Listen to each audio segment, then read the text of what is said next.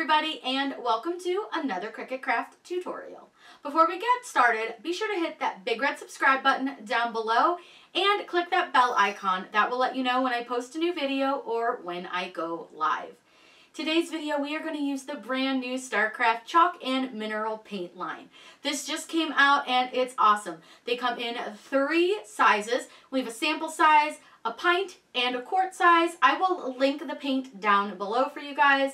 This paint is really, really nice and I'm really impressed with it. I'm going to show you guys how to make a really fun fall wood round using some stain and chalk paint, and then we're going to use some Dollar Tree foliage and a pre-made bow from Michael's because Lord knows I cannot make a bow. If you guys have a great bow tutorial that you've used to learn how to make one, let me know down below in those comments, or if you have tried and true tricks to do it, I would love to know those. It's one of the things that I've struggled with my entire crafting adventures.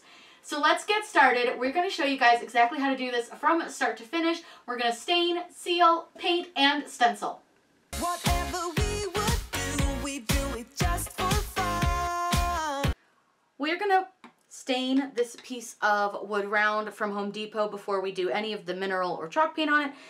Now this is a very well-loved can of the color Espresso, which is 273 from Minwax. You guys always ask. I'll try to link this down below if I can find it for you. This is a really, really pretty color. I'm just using this really small screwdriver to open it because I can't find my little can opener. But usually if you go into any of your home improvement stores, you can find like a cheap or free even a lot of times little can opener. So I'm just using a piece of old t-shirt, and what I'm going to do is I'm actually going to put gloves on. I tend to get stain all over my hands when I do this.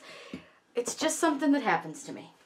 So I do tend to get stain all over myself. So I'm also going to take off my smartwatch, but I wanted to show you really quick because I do work with a company that makes these really cute bands. They're called Fancy Bands. I'll link them down below, but they're really adorable. They're silicone, super comfortable.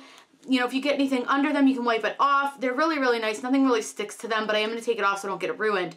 But you can use code Corinne15 to save 15% on their bands. They're really easy. They have Fitbit. They have all sorts of different ones. So I just wanted to show you that really quick while we were putting our gloves on and taking that off. So this color is a pretty dark stain. So I'm going to go ahead and place this over here. Now I do have the rest of the t-shirt that I cut this off of. So I'm going to go ahead and set my lid right on top of that so it doesn't get anywhere on my table. And then all I do is I just sort of fold up my t-shirt a little bit. I'm going to dip it into the stain, and just be aware, you want to do this in kind of a well-ventilated area. And then you're just going to wipe your stain on. And you want to be careful not to get it on your table. I'll go back through and stain the edges later. I need to get something to put this up, prop it up on, which I could use the cans of paint because we're going to use the new StarCraft mineral, chalk and mineral paint to do this. Let me slide these out of the way. I'm not sure what color we're going to do with this yet. I kind of wanted to see what color the stain really ended up looking like on the wood to see what color of the paint, the chalk and mineral paint that I wanted to do. Based on that, it'll be kind of what color I want to do. So all I'm going to do, you're just going to rub the stain in. You're going to go the wood grain. So you're going to follow the wood grain. So this one goes left to right. So we're going to follow the wood grain. And you don't need a lot of stain on your cloth. You can use a small amount. And then you're just going to kind of wipe it in. And you want to try to keep it fairly even across the whole wood round here. So you can see that I'm just making sure to kind of press it into my wood. Now I did get some on my fingers, so I'm just going to put that down and just wipe that in. Now once you're kind of low on stain, just go ahead and dip that back in and put more back on the wood. And again, you can kind of spread it out, do whatever you want to do. So I'm going to go ahead and get this all stained, and then what we'll do, let this dry for a while. We'll need to seal this with a polyacrylic. That way the stain is well sealed in. And then we can apply our painter's tape and our chalk paint and make a really fun design for our wood round. And like I said, I'll get the sides and stuff once I get the top. I like to do my sides and all of that last. That way I can kind of make sure I get the right color on the top that I want. So you can see I'm just spreading this out. And you see how it's picking up that pretty wood grain. Alright, I think that looks pretty good. So I'm going to go ahead and just let this sit. I'm going to go ahead and wipe my glove off onto this so it doesn't get super everywhere. I'm going to go ahead and put my lid back on my can, take my gloves off, toss these in the trash, and then I'm going to go ahead and let this dry. This will dry for about an hour. while we were waiting for the stain to dry, I found the little opener. So I'm going to use some polyacrylic. You can use kind of any finish that you want. I have gloss, but again, it really is up to you and what you want it to look like. They have satin and matte and semi-gloss and gloss, so you can just choose whatever you want. And you can find this at any hardware store. They also sell it on Amazon. I'll link it down below for you guys. Mine is well loved. I do need to pick some more up. So what I'm going to do is just put a fairly light coat over my stain. And I'm just using a cheap brush from Michaels. I don't like this brush because it tends to shed. So I have to be really careful with them. And I'm just done with them, so I'm throwing this out. So you can see I'm just brushing. Again, I try to brush with the wood grain. And you can see I'm not putting a really heavy coat on. I don't like to put a super heavy coat of this on. You really don't need to, and your wood will soak some of it up, but you do want to make sure that you cover the whole piece of wood. So it does help to have a bright light overhead. That way you can kind of make sure that you've covered all of the parts of your wood. So I'm going to go ahead and finish coating this. This we will let dry for a couple of hours, and then we can put on the chalk paint. Now the nice thing is that while you're kind of waiting for things to dry, you can absolutely start working with your vinyl and your designs. So it's really up to you how you want to do this. But I'm going to go ahead and get this polyacrylic put on, and then we can start, we can let it dry, and then we'll start putting on the chalk paint. Now we're going to use our StarCraft chalk and mineral paint in linen white. This is the 8 fluid ounce size, so this is what they call the sample size. And one of the things that's great about the StarCraft paint is that it's made in the USA. They tell you a lot about the side here, so there's no priming, no sanding, low VOCs, and completely made in the USA, which is great. And you can use it on wood, glass, plastic, metal, ceramic, stone, brick, laminate, formica, tabletops, particle board, earthenware. There's probably a ton more. This is a really, really nice paint. I'm a really big fan. I've used it a couple times. So we are going to use, again, linen white, but the first thing that we'll want to do is tape off our area where we're going to put our little line. So I'm just using some plain old painter's tape. This is just the 3M brand. You can use whatever painter's tape you want. Now, I don't want my line to be like middle. I'm actually going to start my line right about here, I think. Maybe down just a little bit more. I'm going to start my line, I think right about there is good, and then I just want to do like a full line and just leave a little bit of space at the bottom. Now keeping in mind that this is the only space that'll be cut or painted, so I'm going to move this down a little bit more because I do want a little bit more edge here, a little more white. So this didn't go on super straight, so I'm just going to go ahead and fix that. I just eyeball where straight is, and then what you want to do is make sure that you press down your painter's tape pretty well, that way you don't get any paint under it. I think that looks pretty good. So this is where our white is going to go. We're using linen white. So I've already opened it, and I've shaken it around a little bit, and this is the linen white. So it's a really nice creamy white color. Now, I really should have gone out and bought brushes before I did this, but I didn't. But at the same time, I kind of think the fact that I'm using kind of a cruddy brush is going to really help show us how very nice this paint really is. So I'm putting on a really, really thin coat right now. I like to do a thin coat, A, to make sure I actually like the color, and then B, just so that it has that nice thin coat to work with. And this stuff dries really quickly. But I will say that this brush is not great. This is like from a cheap couple dollar pack. I think actually it might even be a Dollar Tree brush. So don't use a cruddy brush, but it will work and you can make it work. This is really just not something I would normally use. So I'm going to go ahead and get this layer painted, and then we'll paint another layer right after, because this stuff on this side, by the time we get over to the other side, will be dry. So we'll be able to just come right back through and put another layer right on.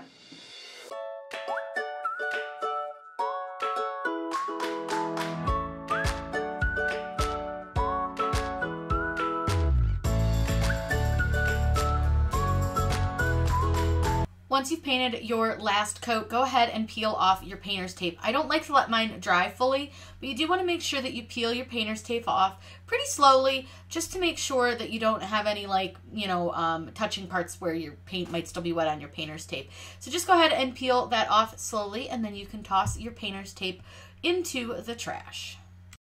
We're going to use Cricut Design Space to make our welcome part of our sign. So I measured, and I've got about 15 inches wide and about 6 inches tall. So we have quite a bit of space, but we can actually go a little bit larger because I won't really mind if the welcome comes out of our linen white rectangle. So I'm going to go ahead and just type in the word welcome. And I want to show you guys a really quick trick that's super easy to help you choose a font. If you go to wordmark.it, you can enter any word or phrase that you want, and then you can see what that font is going to look like in all the fonts on your computer. So it's a really fun way that you can kind of select whatever font you like best. Now, I definitely want something a little bit thicker, but I do want a script font. So what I'm going to do is I'm going to just select a couple font options that I like, and you can then compare them to see which one you like best. So we'll just kind of scroll through, see what we like, see what looks nice, and we can go from there. So it's a really easy way to see what you're looking at. So let's go ahead and scroll through, find a couple to compare, and then we will choose one. So once you've selected everything that you wanted to look at, go ahead and click Filter Selected Fonts. And it's going to show you the fonts that you chose that you wanted to look at and compare to each other. So you can kind of just get an idea of which one you want to use. This just makes it a little easier. Now, I left Magnolia Sky in there, but I really don't want it. So let's say we don't want to use it. You can just remove it, and that's going to help you, again, narrow down which style you want to go with. Like, I don't like the way this yellow playlist one looks. I'm not really loving Lily Rose. I don't like the W in Hey Magnolia. It looks kind of weird. Belinda Outline, not really doing it for me. I don't like the W here. So now I'm kind of between these three. I think I don't like the W here. I think it's weird. So it's kind of between Love Story and Snowball, but I like that Snowball is thicker, so I'm going to stick with Snowball. So now all I need to do is go back to my Cricut Design Space and choose Snowball. So in Cricut Design Space, we know the name of our font. So what we're going to do is look at our system fonts, and all you have to do is type in the word Snowball. You can just type snow. It should come up just fine. Select that font and you'll see that it will change your font to the font that you're looking for. Now, it has been a little bit slow, so just give it a moment and it should bring it up no problem. Then what we can do is resize it based on however large we want it to be. So remember, I said I have about 15 inches, so I don't think I want to go a whole lot bigger than that. And part of me kind of wants to put like welcome dash-ish at the bottom, just because, you know, I think it's kind of funny. So I think maybe I want to go about 14 inches. That's going to give us a little bit of room. And then it's about 4.5 inches tall, which is perfect. So then I'm just going to add a -ish to it, just because I think it'll be kind of funny, and I'm just going to put it down here. But I don't like that font. I want something a little more plain. So this is where we're going to go ahead, and again, you can go back to your word market if you want to, or you can just kind of click and see if you find something that you like. I already knew that this was kind of what I wanted to use, so I didn't need to go back and check it, but I think that's pretty good. For sizing, I think that's about where I want it to be. I'm just going to grab both pieces and take a look and see how tall it is. Perfect. It's under 6 inches, which I think is fine. And I think it looks really, really cute. So what I'm going to do is from here is just click weld. That way it holds everything together. I don't have to try to respace it. It's where I want it to be. And by choosing weld before I click make it, it makes sure that none of these letters fill in, because with Cricut's new kerning, sometimes the letters are a little bit too close together. If they are too close together and the insides fill out, just ungroup the word and scooch the letters over just a little bit. Now, I am going to cut this as a stencil, so I do want to put a square around it. For me, I just find it a little bit easier when I go to weed, and then I don't have quite as much of like a worry that I'm going to mess it up. So I'm just going to make a rectangle to go around this. It's nothing crazy. Very, very easy to do when you're doing stencils. I find that not only does it help you remember where to weed, but it also gives you a little bit of an edge when you are actually painting, so you don't have to use like a ton of painter's tape. So I'm just going to kind of make sure that this fits. I'm going to send it to the back really quick, and then I just want to make sure that I have a little bit of extra space around the sides. I think that looks pretty good. So you could either do one of two things. If you have your text welded, you could slice this, but honestly, all you need to do is attach. There's no reason to have to slice this out. If you just attach it, it will go ahead and cut out no problem from your stencil material. So we're using the Star Mask from StarCraft, and this is probably, I think, the first video that I've done with it, so I'm really excited to show you guys. So we're going to cut this on matte, and this cuts just on the vinyl setting. Really easy to use. It's one of my favorite stencil products, and we're going to use that today with our welcome-ish sign. So what I'm going to go ahead and do is click continue. I'm going to show you guys how to load it, and then we can get it applied to our sign. This right here is your Star Mask by StarCraft. Like I said, I haven't really used it in a while, but this is a really, really nice stencil material. Real easy to use. So what I'm going to do is I'm using my large mat, so you will need a long mat to do a larger stencil.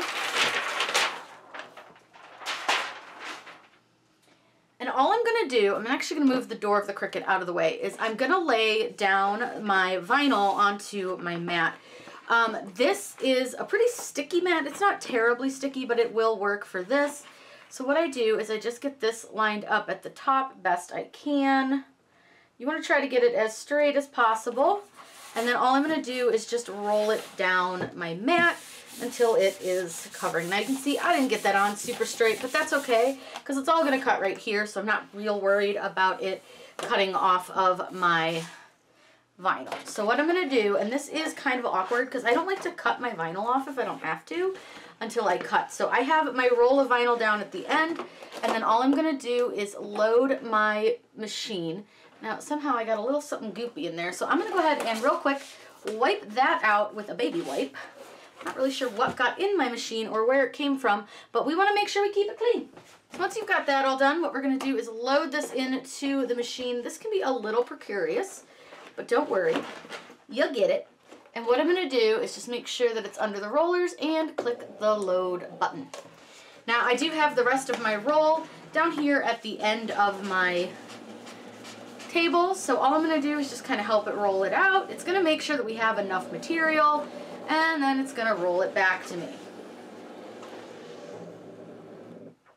Now it's going to check our tool, and then it will get to cutting.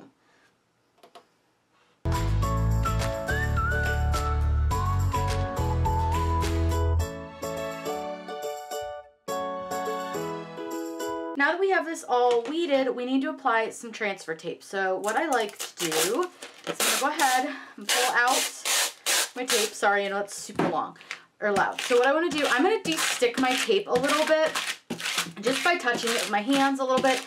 This is just my own technique I like to use because I find sometimes that the tape is a little bit too sticky when I'm doing stenciling, and I just want it to not stick too much. So I'm going to go ahead and trim this off, and then you can do this one of two ways. You can either flip your transfer tape over or flip your stencil on top of it. I prefer to flip my stencil on top of it, and then I'm going to go ahead and trim off the top and the bottom of my transfer tape. I can actually save these pieces for other things, so I just like to stick them to the side of my desk. And then like these little thin ones, I'll just toss it. But that gives it a little less transfer tape sticking to my finished product so that I don't end up accidentally like pulling anything off. So now what I'm going to go ahead and do is burnish this down just like you would if you were doing a regular vinyl decal. And we're just going to burnish this down to our transfer tape. And you'll see that I'm making sure to kind of press the whole thing. And then I'm going to flip it over and I'm going to remove the backing from the vinyl. Now I did just change my blade because I was using a Cricut blade and it was awful. So it did cut a little deep. That'll happen from time to time, especially if you change your blade. I should have done a test cut, but I didn't. But I do always recommend if you change your blade, do a test cut. If you try a new material, do a test cut. So we're going to go slow and just make sure that all of our pieces stay down because it did cut through the backing just a little bit. That's okay though. It's not the end of the world. This is not something that can't be fixed or dealt with. You just sort of take and go slowly and use your pin pen to help take things and keep them on the mat. So you'll see like these certain parts just are not staying down. That's okay. All I'm doing is taking my pin pen and just gently running it over the backing here and kind of picking off anything that is maybe sticking a little bit too much, and we can go in and just carefully make sure that those all stay on our transfer tape. There's always ways to fix things that don't go right, and that's okay. Like I said, I changed my blade. I know better, but I didn't, and I should have. But that's okay, because the first time I cut this, it didn't even cut at all. So I did have to go back and recut because my blade was terrible. So keep that in mind. If you're all of a sudden having a lot of cut problems, change your blade. I promise. It's usually just your blade causing the issues. So just make sure you have extra blades on hand. I'll link the blades that I use down below because they are the ones that I love, and they make such a big difference when you are using them instead of like a dull blade. Just life-changing if you're having cutting issues. So I'm at the W. Let's see.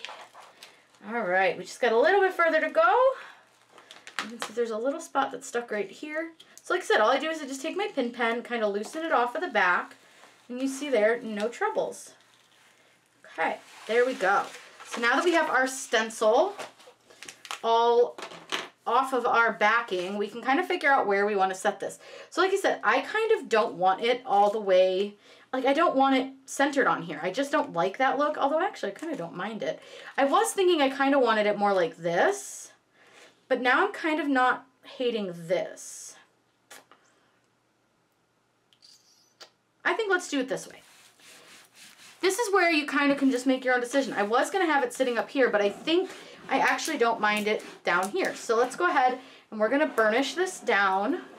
And you want to make sure that you burnish it well, because again, we're going to make sure that we don't have any bubbles around our letters and things like that. And I'm just coming in and giving it a nice press, and I'm pressing down pretty hard.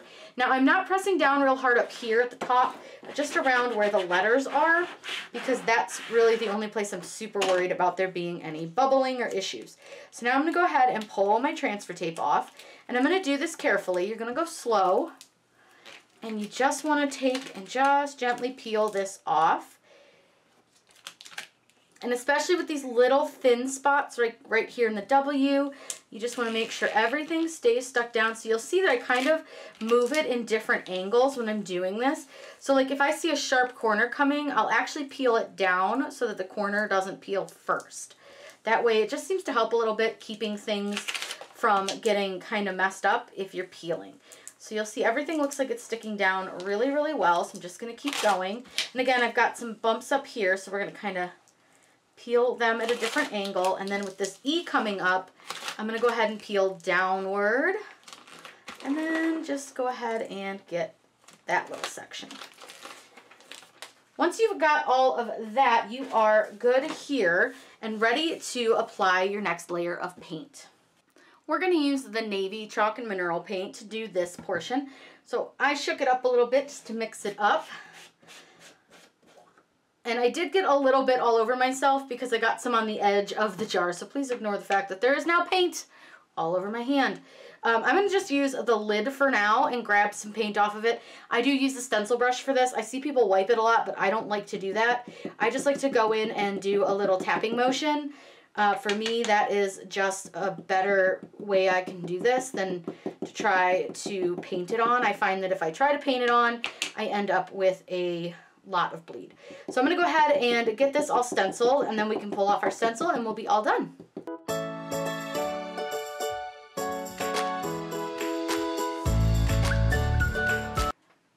Now we get to do the fun part, which is revealing the design. This part always gives me like mega anxiety, but we're gonna do it. So I don't let my stencil dry fully, all that paint. I just let it dry for a few minutes, and then I'm gonna go ahead and gently peel off the stencil film. You're going to want to do this real careful and real slow. So I just kind of start at one end and I just gently peel it. Now the smoother your wood, the less chance of bleed that you will have, so please keep that in mind. I did not sand my wood. I did that on purpose because I wanted to see how well this really did as far as like actually sealing our wood, and I think it did an awesome job. And we can come through with a little Q-tip and some water, and we'll clean up some of the bad spots, and like we can come in with some paint as well and clean up some of the little chunks with some Q-tips and stuff. So as you can see, I'm just peeling, and I'm trying to keep the end with all the paint on it up so that it doesn't touch the rest. Now, we did get quite a bit of bleeding on the ish down here. So I'm going to go throw this out. We'll get the centers out, and then we'll come in with a Q-tip and clean up. Getting the centers out is an adventure, so you'll want to be careful. You're going to want to take your time and go slow, and you want to try to make sure you stab the center and not like the side of the center, because if you do stab the side, you run the chance of actually messing up your paint. So once I get enough of the center up that I can pull it up, I just kind of pull it up. And then I'm going to use a little piece of my transfer tape, that little chunk that we had left over. I'm going to use that to stick these two, just so they don't get all over my desk and make like a gigantic mess, because that would be bad. And then just keep in mind you can wash your pin pen off if you get any chalk paint on it. Now, like I said, we did get a little bit of bleeding, and that's okay. It's not a big deal. We can fix it. We have a little spot up here where we got a little chunk that didn't stay, but I think I just let it dry a little too much up there, I think. There's a fine art to this, and don't worry if you don't get it right the first time. It is fine. Practice it and you will get it. So that's just something to keep in mind. Nobody's going to get this perfect the first time. Heck, I don't even get it perfect the 900th time. And I do these all the time, and there's still times when it just doesn't come out as great as I would like. So I'm going to go ahead and finish peeling off these centers. The last and final step, totally optional, but we're going to add some greenery and a bow. Now, a lot of people will staple these down. I don't know where my stapler is, so I'm going to go ahead and just use hot glue, which will work just fine as well. So I just sort of laid it out a little bit just so I could see how far up I needed to put my bow and then how far up I needed to put the leaves. So I'm going to place my bow first, just so that way I can kind of tuck the ends of the leaves down behind. So I'm going to use my Ryobi glue gun here, and this is brand new, and it is a dual temp, and I have to tell you guys that even though it says it's green, it's ready, I'm not totally in love with it as much as I liked my other one. The trigger already doesn't seem to work very well, so I'm not sure if that's just me, but if you have one, let me know what you guys think of it. So I'm going to put my bow way, way at the top. I really want my bow to sit up higher. That's going to hide some of the, like, when I go to put the hanger on, which I think for this one I may not actually hang it, but that's going to hide some of the hanger stuff. So then you can kind of adjust the little edges of the bow to how you want them. And I wanted to put it up high enough that I didn't have to cut these off, so it wouldn't cover up the welcome, but then we can add the greenery and just sort of tuck it under here and then just sort of fluff it around, and then we'll have this really pretty greenery. Now you can do whatever you want with your greenery. It's really up to you and how you want to do it. So I'm going to go ahead and pull this a little closer to me. I'm just going to make sure that this feels like it's pretty well held down, and then I'm going to go ahead and just sort of fold these in a little bit. They're wire, so they should stay pretty well held in. Now I just sort of divided them up to kind of the way I wanted them to look, and now all I'm going to do is just kind of arrange them. Now these are just from the Dollar Tree, so don't feel like you have to go to the craft store and spend a ton of money to get greenery. You can go to the Dollar Tree and really find some decent stuff. So I'm just sort of going to poke it in here and just see what I like. All I did was cut these off. They're two different stems. One was more of a red stem, and then one was more of a yellow stem. So I'm just going to kind of tuck them in and just see how that looks. I want it to look pretty full, but not like crazy. I actually think that looks pretty good. I don't want them to be all bunched together, so I think that's a pretty good arrangement. So all I'm going to do now is just take some hot melt glue, and again, I'm not loving the trigger on this. I thought it was because my glue stick wasn't all the way in, but my glue sticks are all the way in, so I'm not sure what's going on here, but it's fine. So all I'm doing is just taking a bunch of glue and just sticking it on top of the stems, and then all I'm going to do is fold my bow over on top of it, and that will help hold that down. And then just be careful, the glue is super hot from this glue gun, so you do want to be very aware, because I do have it on high temp, not low temp, so make sure that if you're using it, you do note that it is on high or low, and get rid of that. So then this is going to be the other sides, and again, all I'm going to do, same thing, is I'm just going to kind of arrange them kind of however I want them to sit.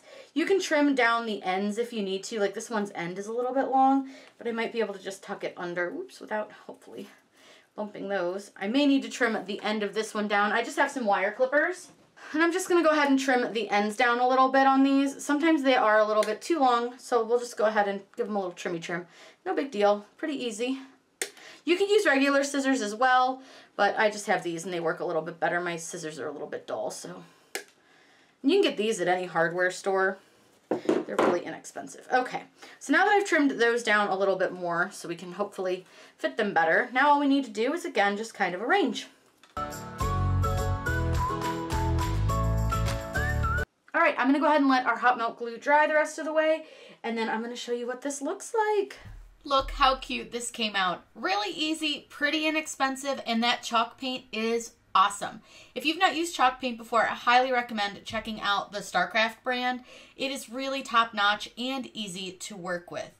If you guys have any questions about this tutorial or you want to see another tutorial, please let me know in those comments down below. I'm always happy to answer any questions that you may have and make tutorials that you guys are looking for. I hope you had so much fun checking out this wood round with the new StarCraft chalk paint. I've linked everything we used down in the description below. I hope you guys have a great day and happy crafting!